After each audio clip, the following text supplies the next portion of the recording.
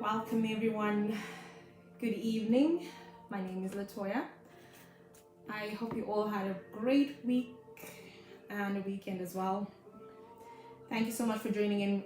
Can I just ask that if you could please kindly share this video, share this video with your friends and family and get them to join in. Because today what we're going to be chatting about is the dangers of repressed emotions. So I'm going to take this time. I'll give another 2 to 3 minutes if you could just keep sharing and keep on telling your family to join in.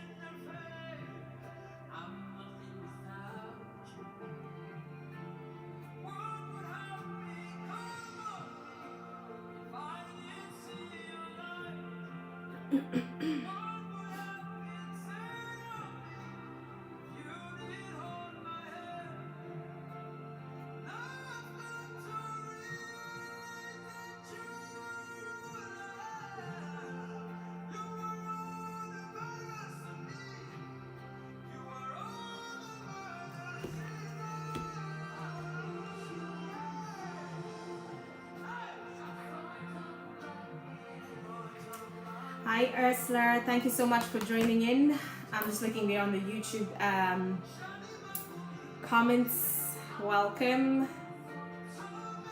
I hope you're all well. Hi Christy, thank you so much for joining in.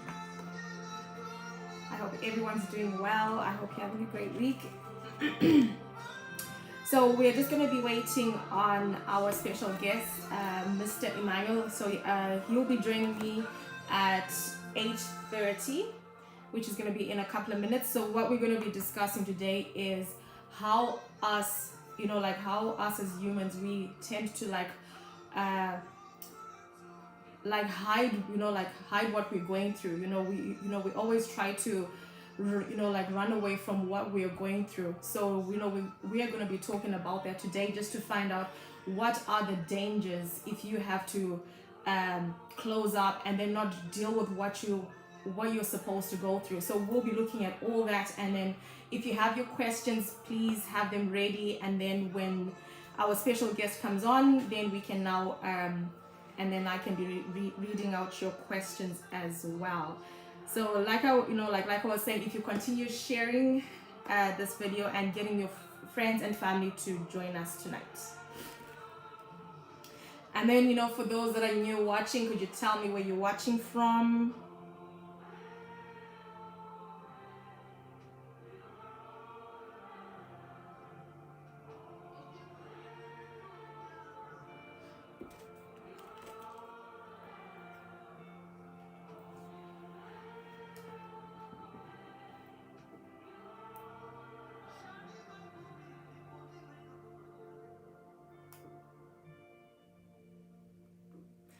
And for those that were watching last week, that we did cover a part where, about the youth that are growing up. And this year was mentioned, to say that, like the male child tends to not say how they feel. They kind of bottle things up. So I feel like this would be like a brilliant topic, just for us to see what are the dangers, like what could happen, because from what I've known that just holding on to your feelings, that can cause you to stress, that could put your body under so much stress. So we're going to be learning so much today. So if you could keep your questions there and then type them in when needed.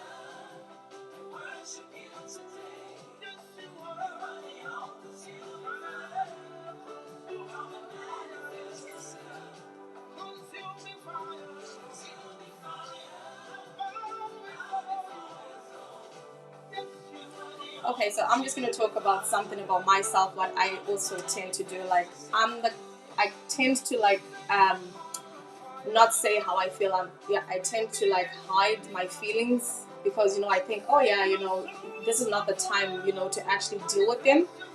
So then um, I end up like putting it into the archives where I don't even remember that. Okay, so these are the feelings that I need to go with. So that there are different feelings, like it could be anger, it could be disappointment. There's a whole lot of things that can happen, like even like you growing up as a child, like those like those kind of things, those feelings, those those emotions that you go through, you need to deal with them, because one way or the other, if you don't deal with it now, it will always catch up with you later, and then probably by then that day will be even way worse than the way it started off. So we're going to be looking at the importance of dealing with our emotions and how to overcome them and how to ask for help, because I know there's some of us, like I'm from Zimbabwe, and I know some of us, like, we don't want to ask for help. We don't want to say that we're going through stuff. If something had to happen, we just sweep it underneath the rug and say, oh yeah, I will like deal with that later. So we're going to be looking at that tonight, and it's going to be an awesome show. So like I said, for those that struggle to like show, or that struggle to express their feelings, could you get your questions, get your pen and paper, get your pen or notebook, and write down and keep your questions at hand, because we will be asking, uh, we will be answering your questions.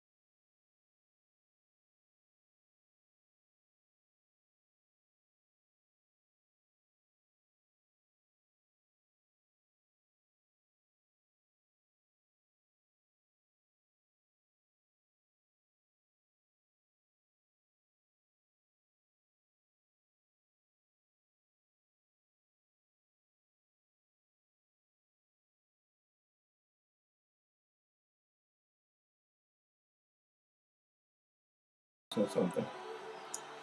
Okay, so ladies and gentlemen, we just need to fix a couple of things. So I'll be right back. So if you just give me a few minutes, and I'll be back.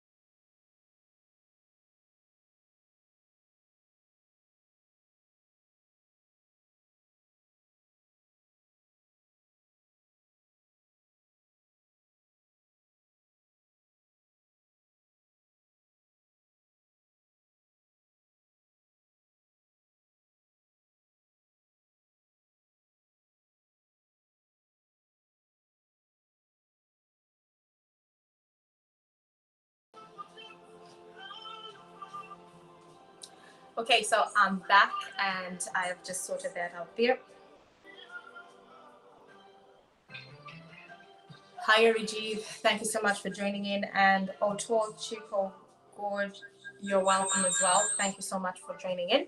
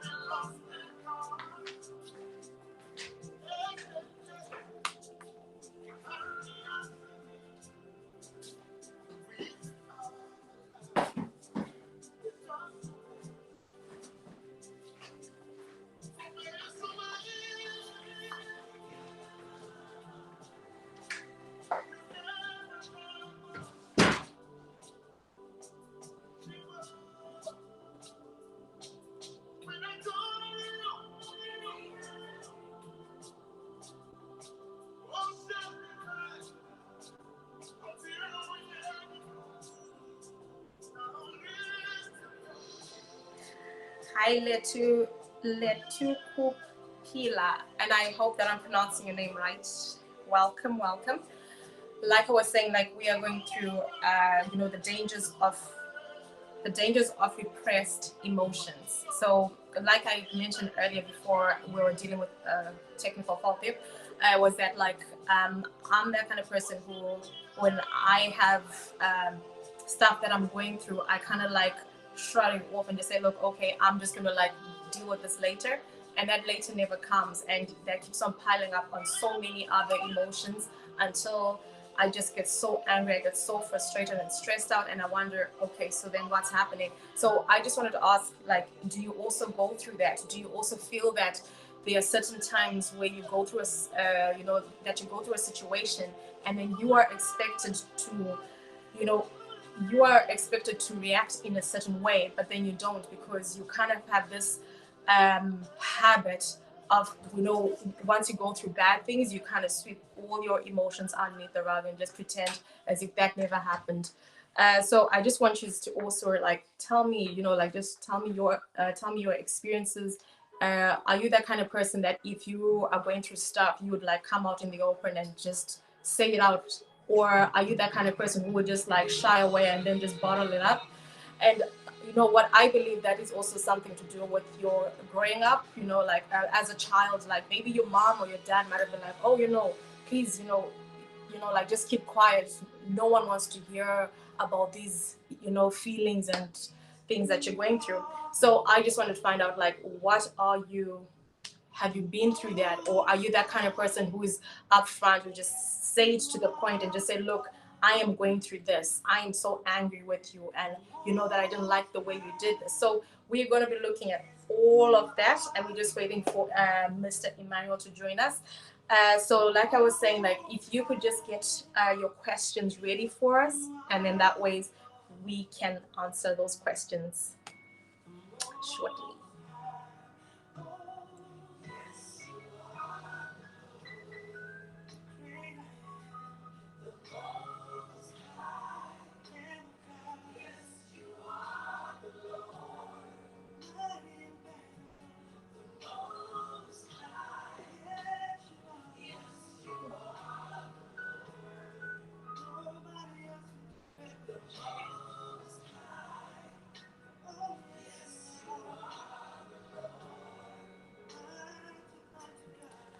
So, like I was saying as well, like for those that have teenage boys, they can kind of like hide their feelings. They don't want to open up to what they're going through. They tend to just bottle up everything, and they just think, okay, maybe this is not normal. Maybe that I'm not supposed to be feeling this way. So we are also going to be looking at the young adults, especially the boys, and then we're going to be also looking at us as adults as well. Like, and I feel like like us Africans, we tend to like hide our we tend to hide our emotions, so we don't actually be frank with ourselves. I know everyone's so quiet and they just waiting for Mr. Emmanuel to join us, but please feel free to comment what you've been through, and also or like if you know anyone that needs help, with this, please invite them.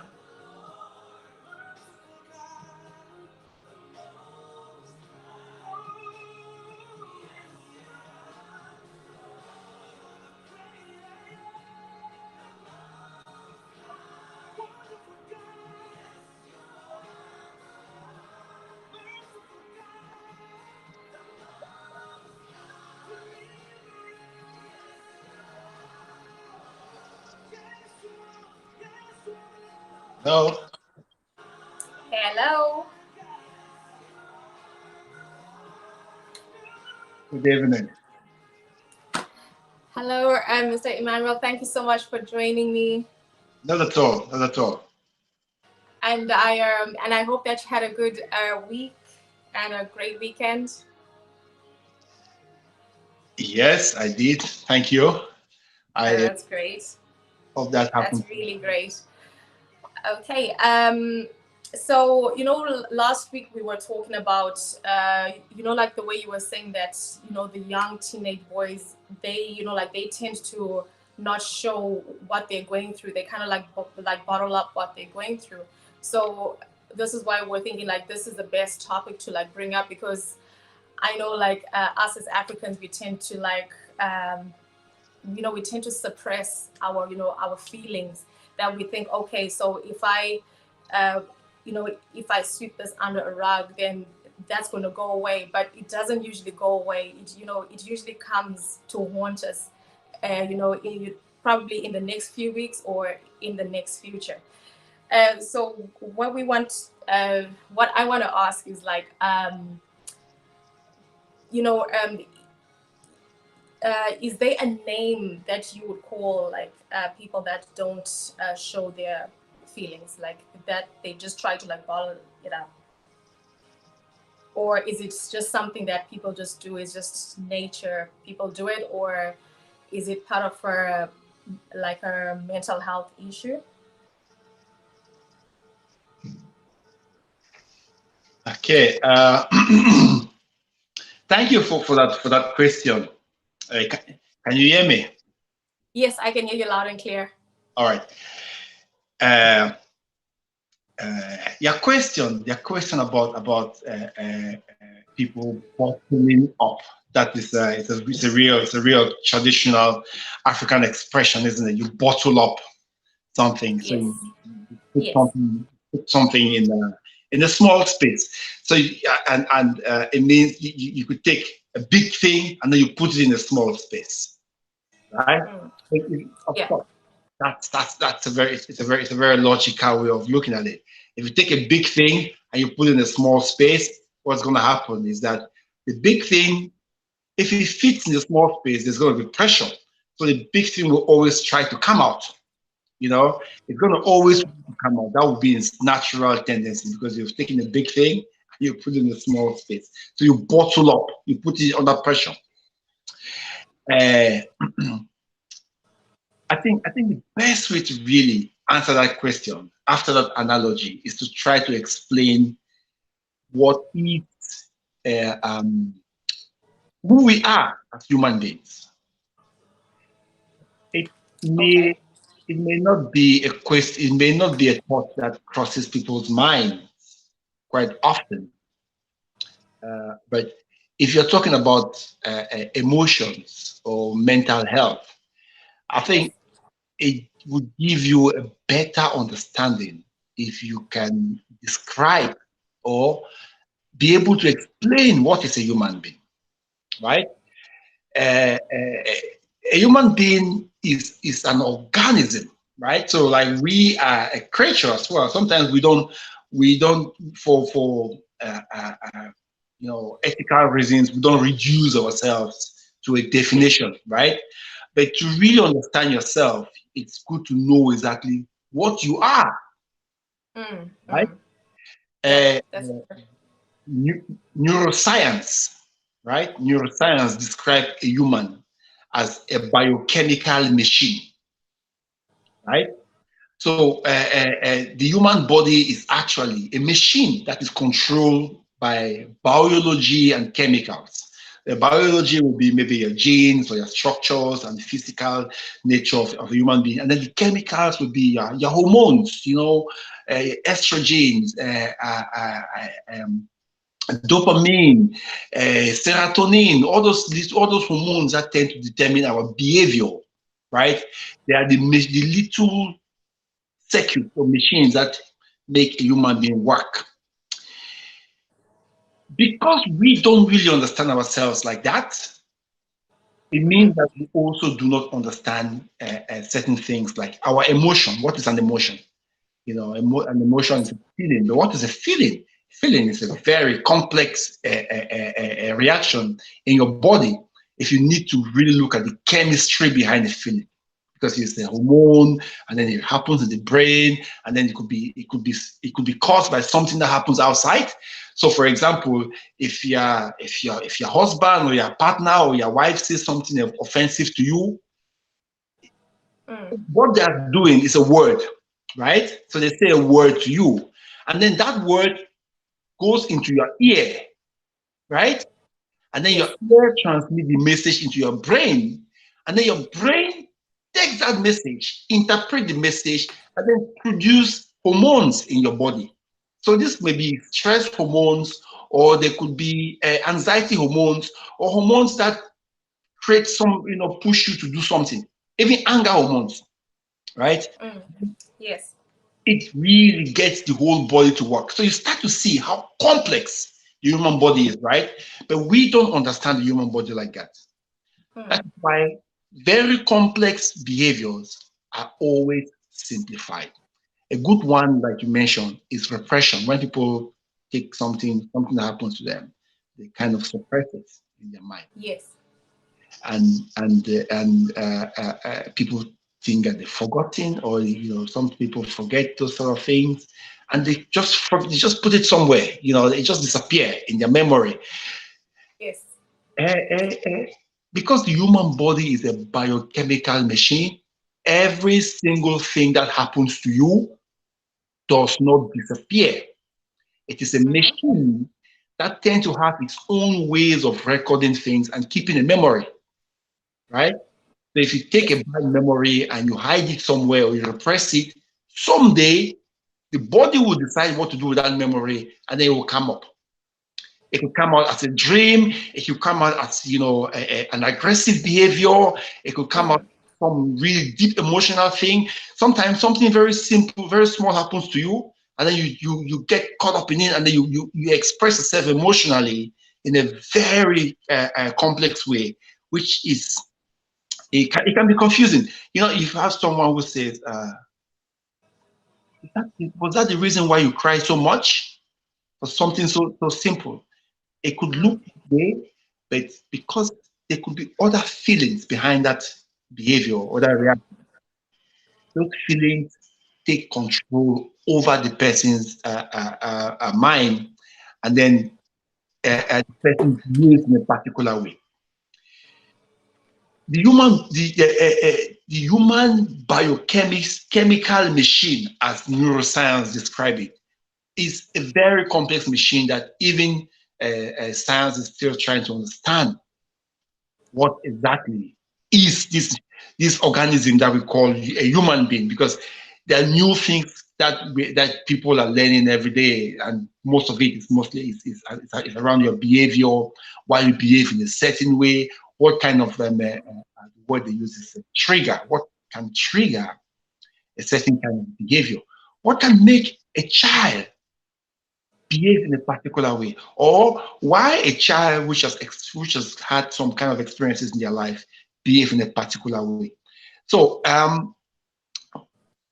to try and put it in the science that we understand, it is it is it is quite complex, not impossible to explain. I try to find basic examples that we can actually use to explain these things that happen to people. because sometimes they may happen and you will not even realize that this is what is happening, right? Some of these changes are so natural that you may not even know that they've changed. So, like if a child has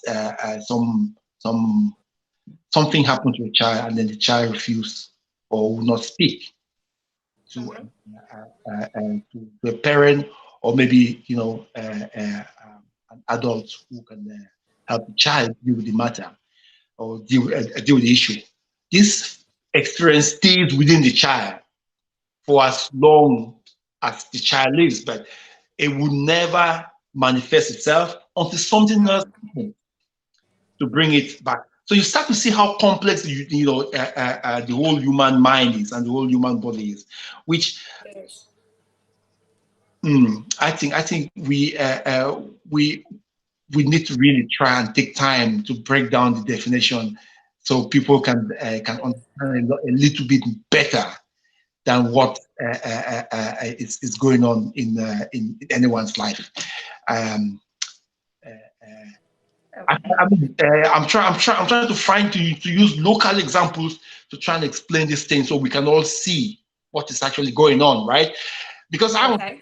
I understand it the way I do understand it. I try to to try and simplify it to because it is real science. It's really complex science. That is why sometimes it takes a lot more to explain what is behavior or mental health or health emotion. Okay. So, like the other question there is, what are the dangers of repressing your emotions? So, like the way you're saying that, people can just bottle it up and then they don't bring it up. And then, like, that your body, at some stage would want to like bring it back out. It would just want to um, take it out of its mind, like so then what are the dangers of doing that? Because What what I think, like, that also makes someone get so stressed, because just imagine if you're holding up so much anger within you and then you just bottle it up, that would like make your body stressed. Am I right in saying that? Absolutely, absolutely right. Okay, it is always important to talk about some of these questions using real life examples, right? Yes. A good one is postnatal depression. Postnatal depression, right? So Mm. you're pregnant. Say, for example, you are a very happy woman, right? And then Yes. you met a man, and then you had a relationship with the man. In that course of your relationship, when your emotions and your feelings are quite high, you get pregnant, right? Mm. Because the love is still new and really powerful in your mind, your expectations are quite high. Okay. Yes. Sure. And these expectations are actually, that they will be supported by experiences and other other emotions, right? Then you give birth to this child, right? And then nothing happens because we all have, or most Africans will have some memory of what happens when you give birth to a child. There will be Mm. people coming to meet the house, there'll be fat party in Africa anyway. But yeah, it's a Yes. different experience. It's a big celebration. Yeah. In Africa, it's a big celebration. Yeah, it's a completely different experience. It is sad. It is usually very isolated, right? So you will Yeah. be by yourself for days on end. If you're lucky, you have a partner. The partner might be next to you, but most times women may be single, having a baby in a foreign country with no support around them. Okay, It's true. Yeah. It's very what true. what happens in those situations is that your mind is taking memories of what would mean childbirth, okay? And then it is comparing that memory with the situation that you are actually seeing, right? And because the memories that you have is better than what is going on in your life, your emo- your emotional state is dropping all the time. Okay, most Hmm. most result in that case is that a woman will develop postnatal depression. Postnatal depression means that after you give birth, and then your body hormones and everything, your experience around you doesn't match to the great event. To have a child is an incredibly useful and honorable event for most Africans, most people anyway, not only Yes. Africans, right? But if you don't, For everyone. if your experience does not match that expectation, your body drops emotionally, internally. You're feeling. I would say your spirit drops, right? Because your Mm-hmm. spirit drops, your body starts to produce hormones that are there to resist stress, and then you may fall to this level of a depression.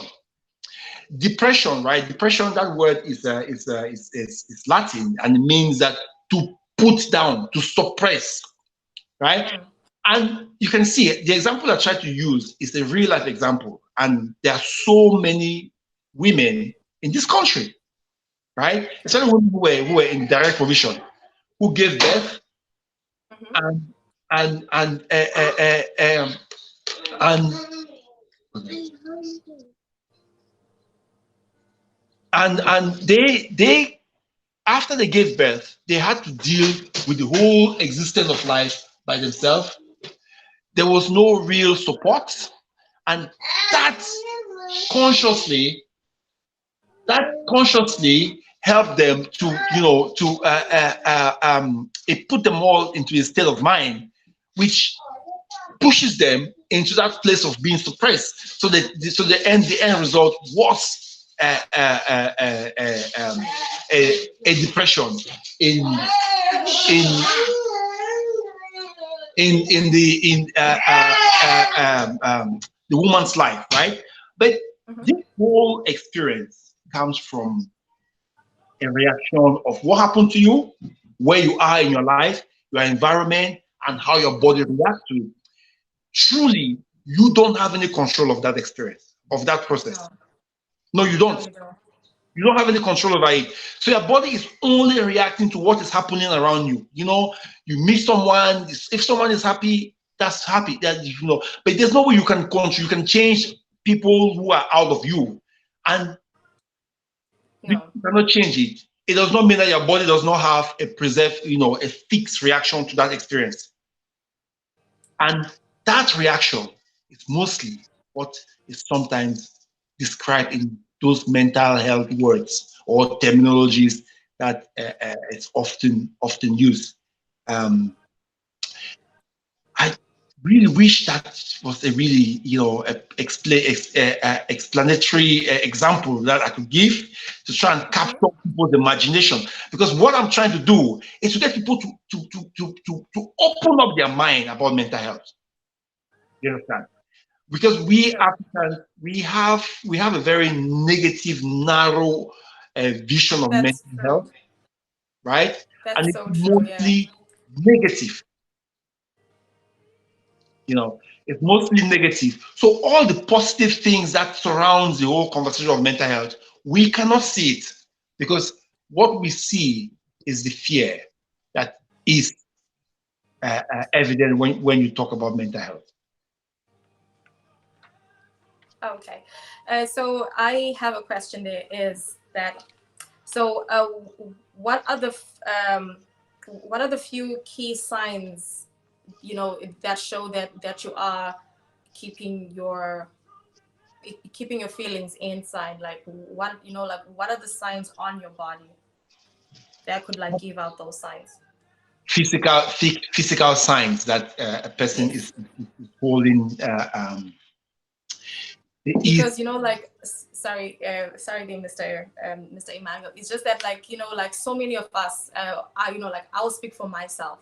uh this is like this has become like a usual thing that I do, like something bad happens, I just like put it in the like put it in the archives for like a couple of days or maybe even for a year, and then I totally just like leave it alone.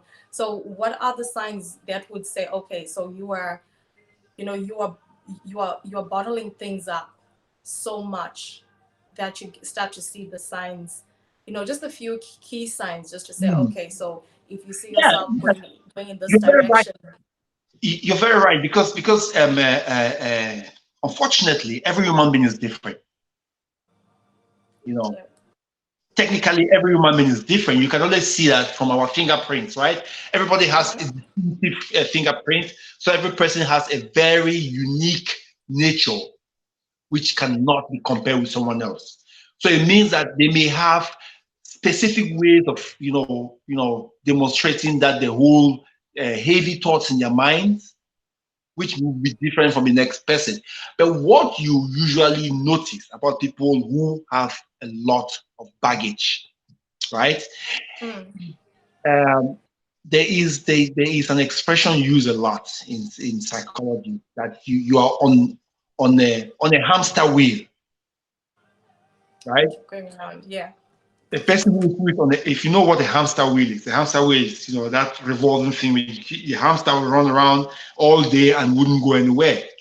And Yeah. you have so many people whose lives are like that. You know, um, in my work, in the years of my work, I've met so many people who had immigration problems, and when they came to me, they had an immigration problem, right? So we're looking at the immigration problem, and was thinking, okay, if we solve this immigration problem, their lives will be different. But then we Mm. solved the immigration problem and their life did not change. Then a housing problem came. And then we solved the housing problem and their life did not change, even with the housing and the Something immigration else. problem. And then we solved something else and their life did not change. Then you can see that these people are running around on a hamster wheel. People who usually bottle a lot of stuff in them tend to have similar experiences in their lives, right? You could see, their concentration is poor, Mm. usually unconsciously distracted. Mm-hmm. Um, a good one is procrastination. It's a word which is used often. It simply Mm. means that you delay on things that you have to do. You True. know, Mm. important things that you need to deal with, you have to solve, you keep pulling them around. But there are two forms of procrastination. There's procrastination, which is based on people who have a high standard of perfection and people who are lost of ideas to carry on with their project. People who have a high standard of perfection, they are always thinking that what they are doing is not enough, so they wait and keep it for the next day. Some people Mm. who are struggling to find themselves will not be able to find the energy to do basic tasks or make basic assignments, and then they keep pushing it day after day after day after day. Those are all signs of people who have a lot of issues going on internally that has not been. Mm. Um, Wow. I know there's quite a lot of petition about young people. You mentioned that already. How do you tell a young person who is in that kind of place? You can look at the Yeah. young person's life. You understand? You can look at the young person's life and you could see what is missing.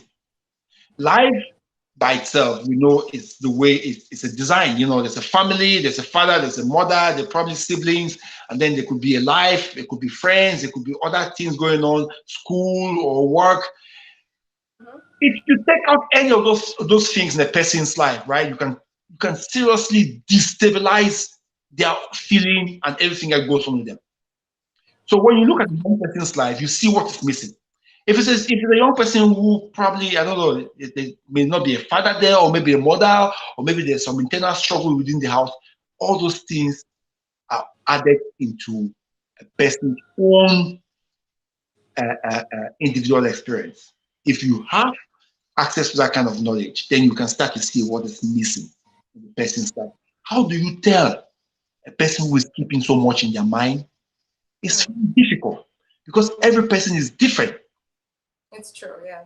Every person is unique. And because we are all unique, we may be doing the right thing, and to the next person is the wrong thing. Because It's true. the Yeah. young person has a different measure of what is the right or wrong thing. So I think if you suspect that there's something wrong, right, there's something that needs to be checked.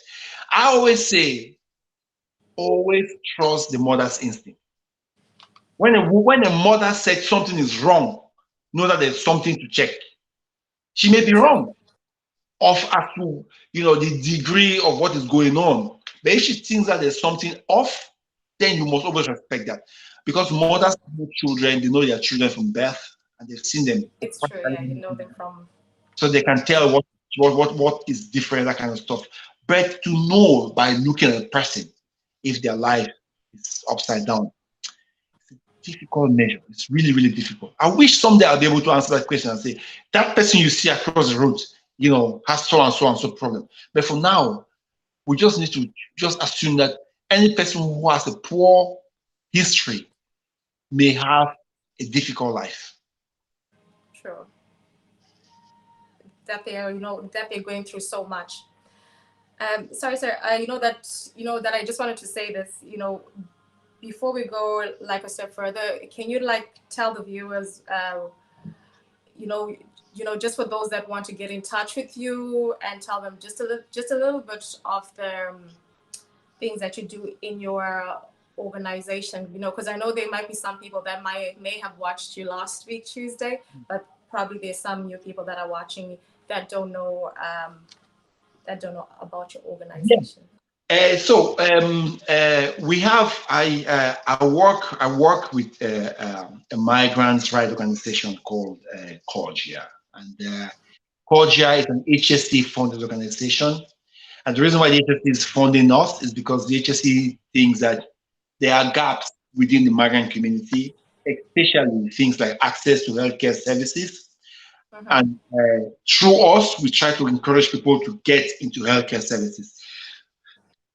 Uh, uh, we have two offices. One is in Balbriggan and one is in Dublin City.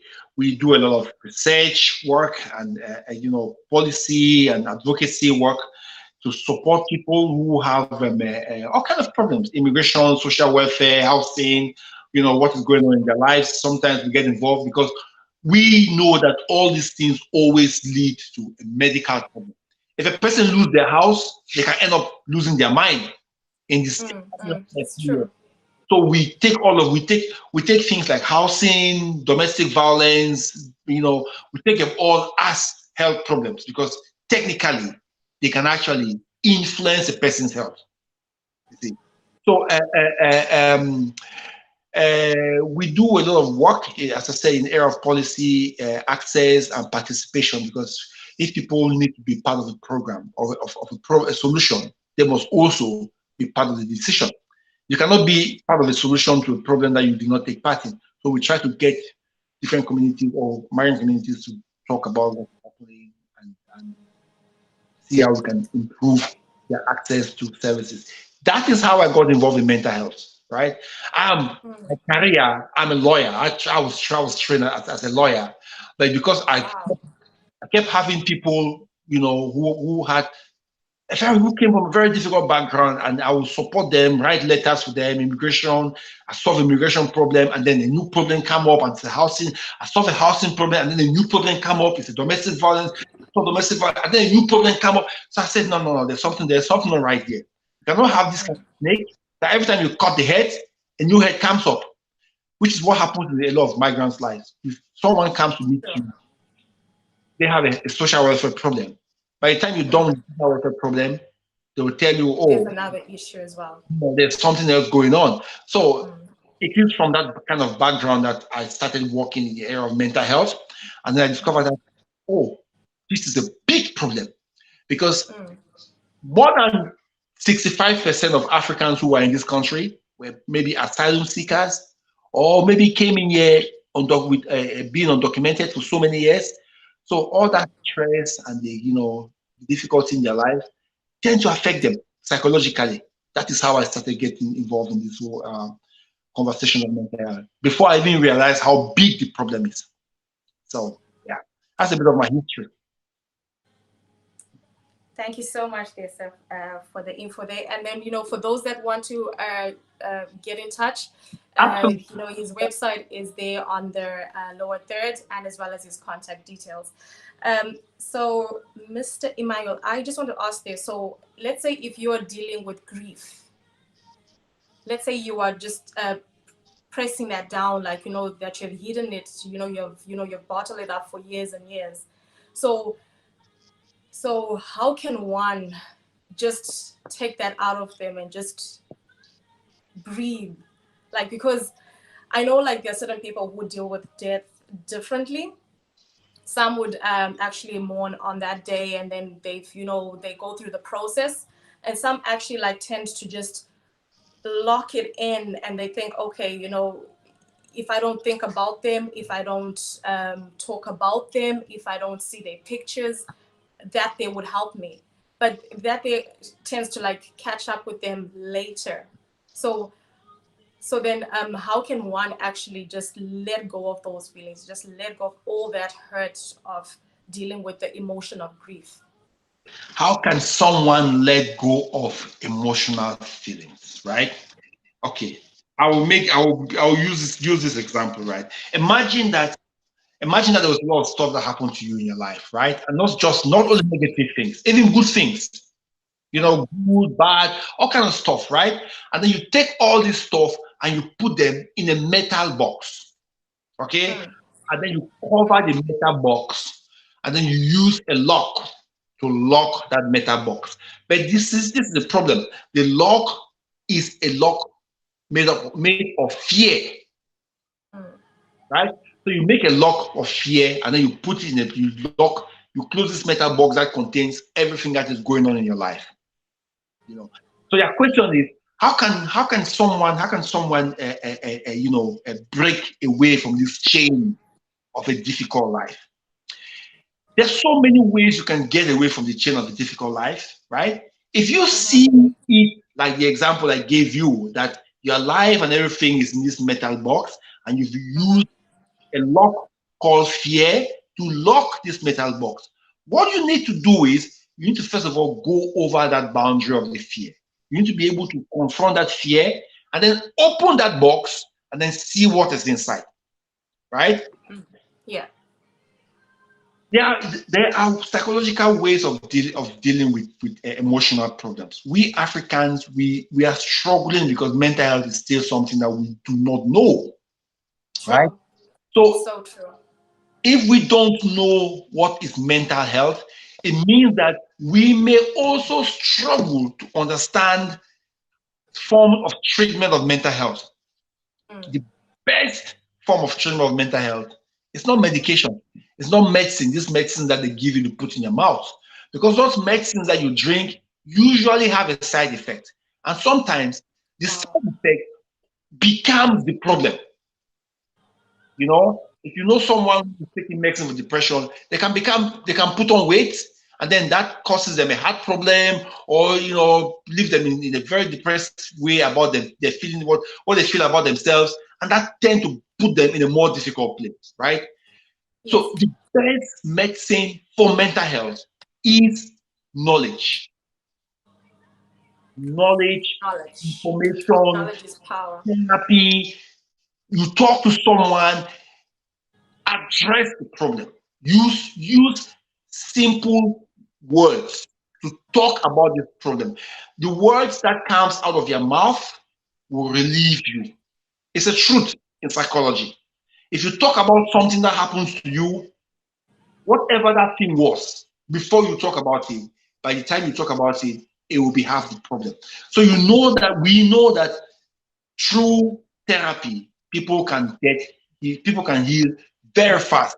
The only problem with Africans and therapy is that because Africans don't even understand what is mental health, when they go No, to they therapy, don't. they struggle to benefit from therapy. But this is what I'm trying to do. I'm trying to inform people about mental health. I'm trying to have thousands of these talks of mental health. I'm trying to have so many conversations on the subject so we can all understand what it is, you Yes. know. And when we have a better understanding of it, then psychologically we can start feeling relieved of the experiences that hold us in bondage. It's true, and break free from it. Hmm, absolutely. My phone number is I gave my phone number, and people who want to talk can contact me, right? And I'll be able to refer them to a service where they'll get support. It's not a free service, unfortunately. When you make a medical service free, people do not get the full Take benefit, advantage. right? Not just, yeah, thank you. Some people take advantage, but psychologically, they just do not recognize the full influence of the service because it's free. It doesn't seem It's like a true. real thing, right? And because mental health is your mind, it's all how you think, how you're feeling. It is so important that when people pay, they become attached to the program. So it's not like they're going to pay a lot, just a little bit of a payment to encourage them to remember what they need to do so they can stay on the project. How they will get through that process is so important of what they will lose, which has been troubling them.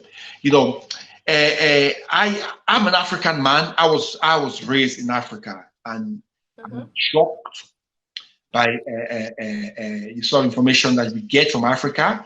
A good one is sexual assault for women, you know, and because African men were still struggling to understand the woman, not just that we don't even know the woman, we don't even know ourselves. You know, all of those things they add up. It is so important. It is so important that we come with real conversations of where we are emotionally, what we understand in the different areas of our lives, parents, wives, children. So we start to see exactly all the places within these areas that there could be problems that we ignore. Once we know where there could be problems, then we can start to see how slowly people can use talk therapy or counseling or other forms of physical psychotherapy training or educational or workshops to help people to get out of their problems. Medication, while it can be instant, it is usually a chemical change. So it makes it even very delicate for people who are. If a person is really sick and they need medication, then that is what we need to do. But how you can get over this problem, I think the best and risk-free way is through education.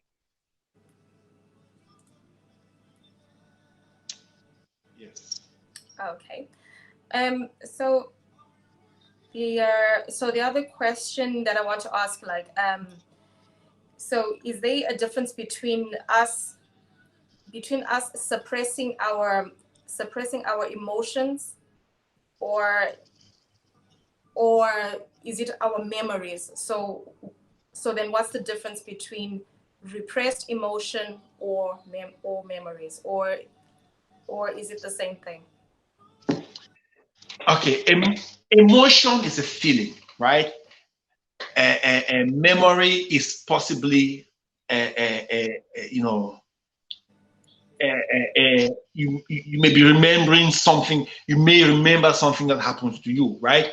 But an emotion is a feeling. Say, for example, sadness is an emotion. Happiness is an emotion. A birthday party will be a memory. You understand? That would be a good way to split the two things, right? One is a biochemical reaction in your body, which is a feeling, right? And the other one is a recollection of a particular event, an assault, a birthday party, or a happy event, a marriage, a weddings. What is that? Whatever. Those are memories of things that's happening to you. But the feeling could be you walk down, I don't know, a corridor, and you smell something, right? You smell a paint, and then that paint creates an emotion in your mind, and then that emotion is recorded in a way which pushes you to behave in a particular way. I mentioned that a human being is a biochemical machine, right? Yes, you Biochemical did. machine. What that means is that we have less control of ourselves than we think. Yeah, most of us would not think that we think that we always think that we're in control, right? Because we think Yes. we know the things that we are saying and how we are saying them. Okay, but this is the thing. You cannot control how your body produces things like, I don't know, hunger. You cannot control No. when you're going to be hungry, right? Your body decides when you have to eat. And same like you need to go to the bathroom. Your body decides. If we could all choose how that behavior, how that happens, then we will have a better understanding, or we could say we'll have a better control of our body. But because we cannot control some of these very basic needs, it tells you that our our control of our body is even less than we think. A good example is breathing. Most people don't think about this, but their mind has to think for them to breathe. Because once the mind stops thinking about breathing, then they will definitely die. But again, as I said, some of these things are there, they are so scientifically neutral to our minds. We just don't think that our body is making all these plans for us. And that is also how our body deals with memories and feelings and emotions and those kind of that sort of thing. We have very little control of it. I like to use the example of a woman, right? Okay. In a month of 30 days, right? A woman is about 4 or 5 persons. So this is the thing. Most African men don't know about a woman's menstrual cycle. Okay? Oh no. Most No. African No, they don't. no, most African men don't. And it's possibly the most important aspect of a woman's life. Because a menstrual cycle splits a woman's month into 4 halves of different emotions, right? Most women are happy only about 10 days in a full month. For the other 20 days, they are either in their menstrual cycle or their body is preparing to get into a menstrual cycle or body is preparing to get out of a menstrual cycle, right? All of those things are filled with hormones, very complex hormones, very, very complex hormones. And those hormones will act on the woman even without her notice. She will not even realize it. She will not. And because it is not like it's not like a tap that you can open and lock immediately, it will No. all happen in sequences that could last 1 or 2 days. So sometimes the feeling is so continuous and it kind of moves slowly into the next stage that the woman will not even realize.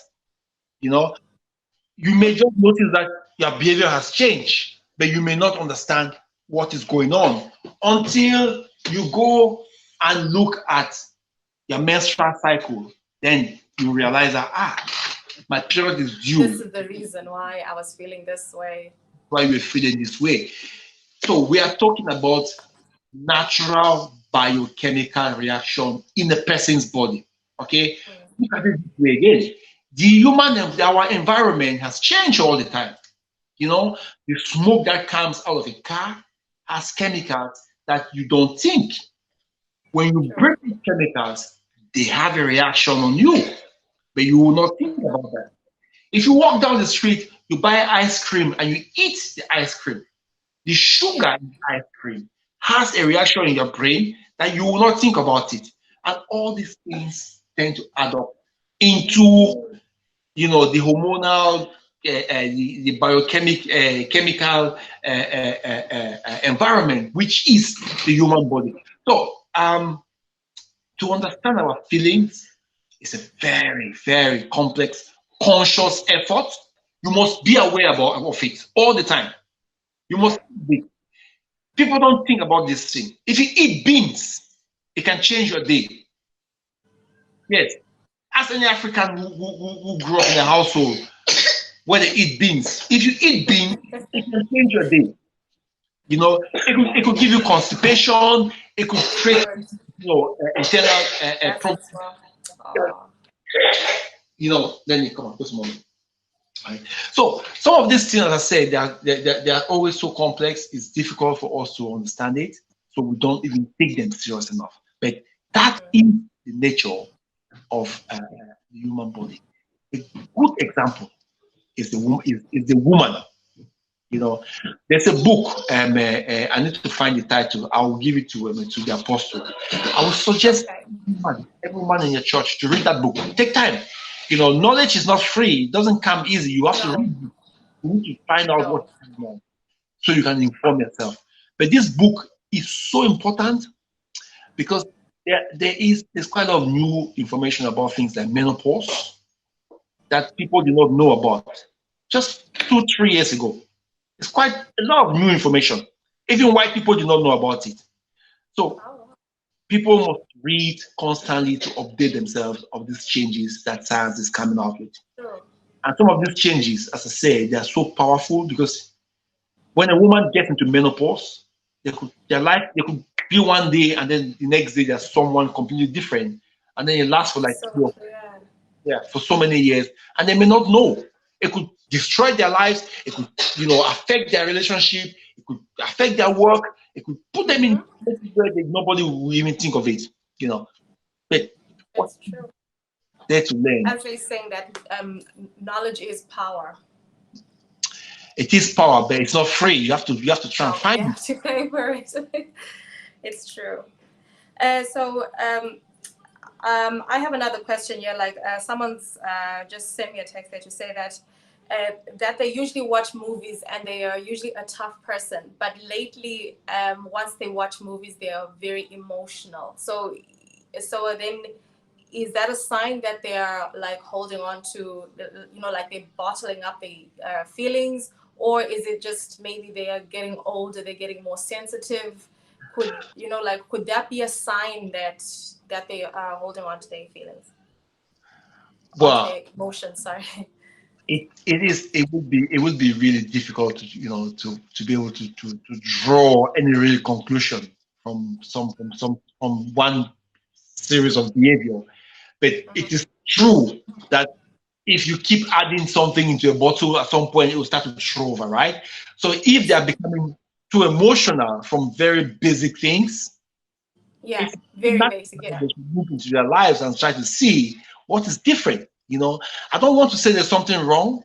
I don't really want to think that there's something wrong, but because a person's life is a journey.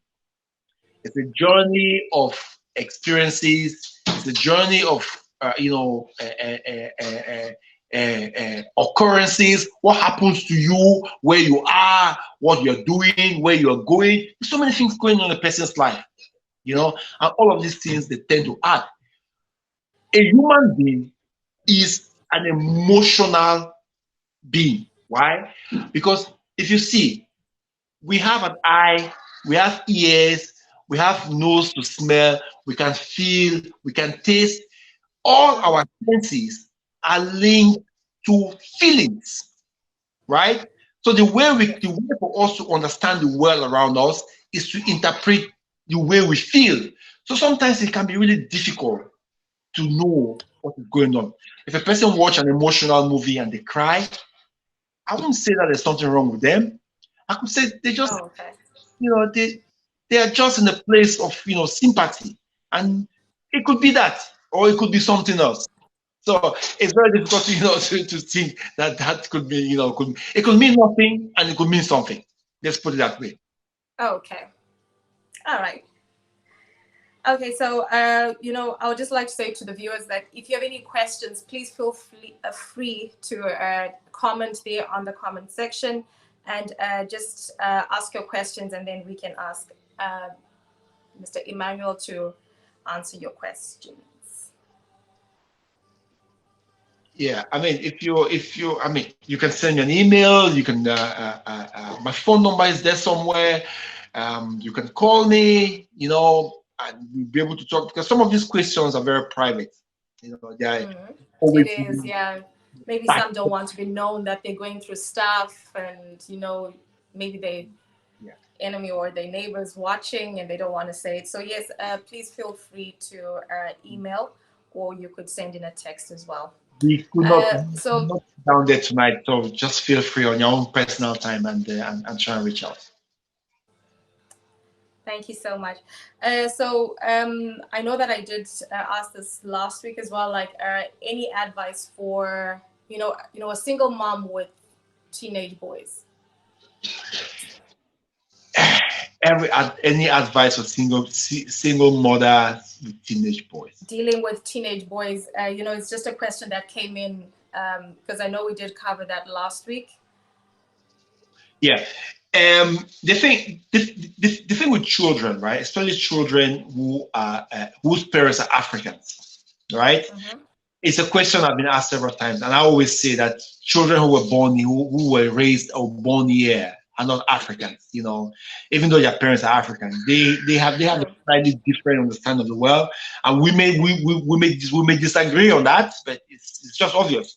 You are from the environment where you were raised, and since they were not raised in Africa, it would be wrong to call them Africans, right? They were born and raised in a different country. But this is the thing, because they were raised in a different context or a different culture, we may miss out on some very important aspects of the European culture.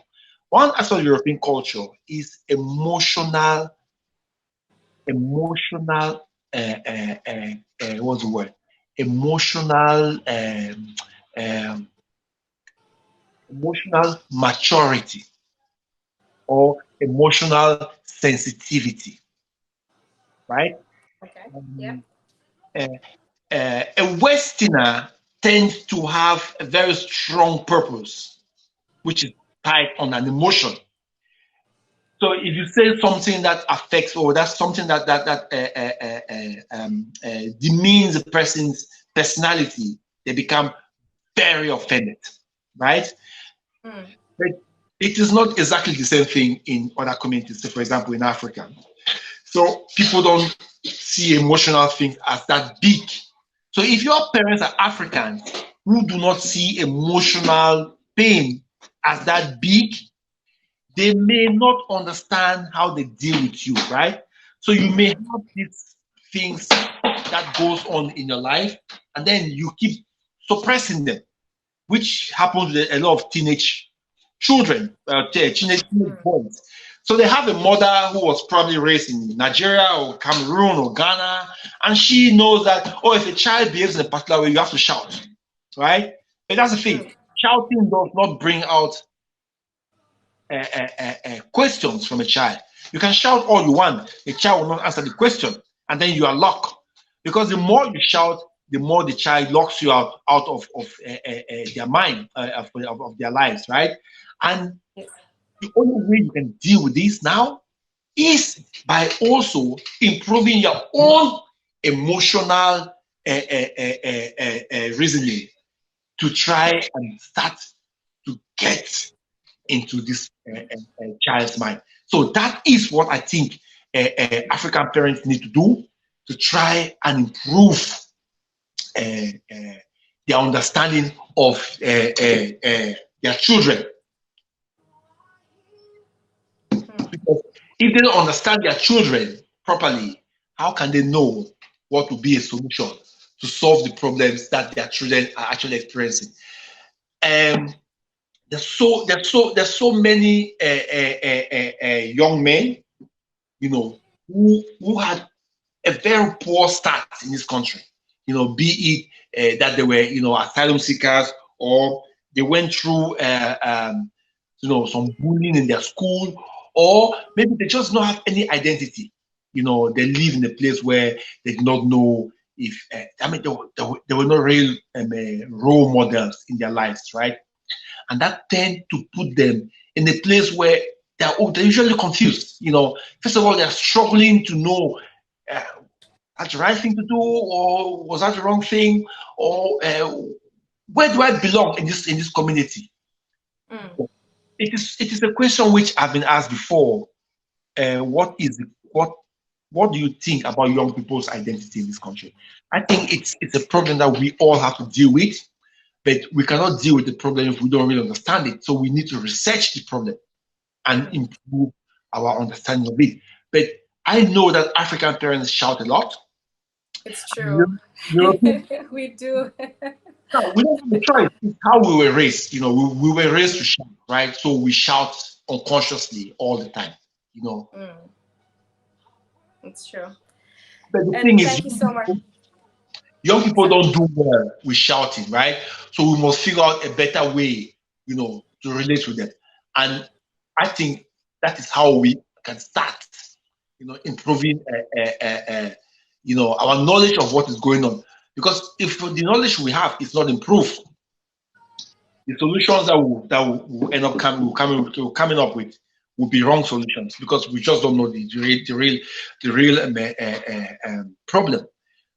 Yeah, question. How do you deal with young teenage boys who are holding repressed emotion, that kind of stuff? Mm. Find out a better way to talk to them. Preferably not by shouting. We need to really connect emotionally with your children. Mm. Um, And to know, and probably also to be more in, like to be more in their lives, because I kind of feel like like African parents don't want to know what's happening much. They just think, oh, you just go to school, you go to sports, you come home, and then you do your homework. So I feel like most parents don't want to be more actively being in their children's lives. Do you think that way, or maybe I'm just seeing differently? you're right. I don't think a lot of parents are doing it consciously, Mm. right? I think a lot of parents do not understand the significance of some of those activities, right? Yeah. And behavior is no accident. You can only do what you know, right? So what you don't know, if nobody teaches you, you may never really know. Mm. And because most African parents did not have that kind of a childhood where they had a parent who sat down with them and asked their feelings and Yeah. what they were doing or helped them with their homework. We have to be realistic, okay? True. We have to be realistic by looking into our own lives. Most of the things that are missing in our own lives are the things that we are going to struggle to give to our children because we That's don't true. have any memory of those things. It's not our fault. We just No. come to a place where those things did not happen. Or we were children at a time when the world was different from the world that is today. The True. demands of a parent now is a little bit more than it was when we were growing up. And not forget, we grew up in Africa where there was less attention to children. Children's, children's emotion was not something that you even discuss. How the hell do you talk about hurting a child's feeling? Really? Why? Yeah. We- who, who are they that you have to pay attention to them? children are to be heard. Sorry, are to be seen, not the head. You can't, as It's a true. child, you have the right to speak. But children here have a different level of responsibility. So they have a lot more to say than what their parents remember. So parents don't really understand how to deal with this thing. I think I said this, I've been very fortunate because my wife is British. So she came here when she came here from England. She made friends. She joined WhatsApp groups, parenting groups, social Wow. that kind of stuff. We Africans we don't do these things because we No, don't we don't. we don't see the need, right? Mm. But we know that to raise a child, that we know that it takes a village to raise a child Mm.